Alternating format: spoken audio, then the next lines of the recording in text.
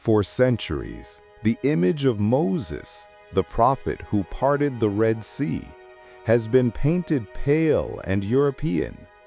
But what if the truth was darker, deeper, and hidden beneath the sands of Africa? Tonight, we uncover what the Bible and history really say about Moses' true identity.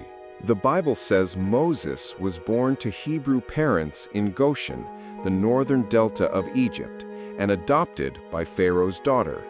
He was named Moses, drawn from the water, but that word itself comes from the Egyptian root ems, meaning born of. So from birth, his identity was already a blend: Hebrew and Egyptian, African and Semitic. Numbers 12 mentions Moses marrying a Cushite woman. Cush was the biblical name for Nubia, modern Sudan, a land of deep-skinned African people.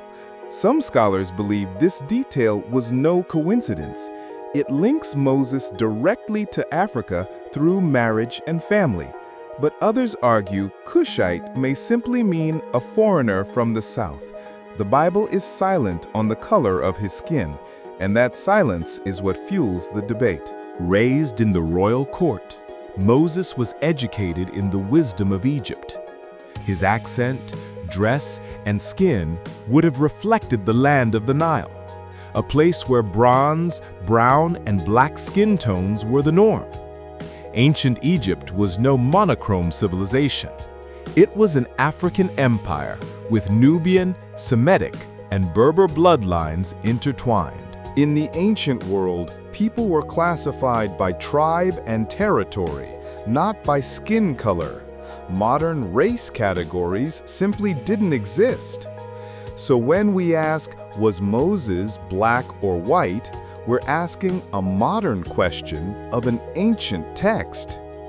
Yet, for millions today, this question is about representation, about who gets to see themselves in the stories of God.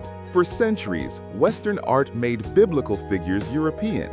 But if Moses was raised in Africa, taught by Africans, and married an African woman, then Africa wasn't a side story. It was the stage on which the Exodus began. Maybe the question isn't whether Moses was black, but whether the world is ready to see that the Bible itself was born under an African sun. Modern scholars are divided.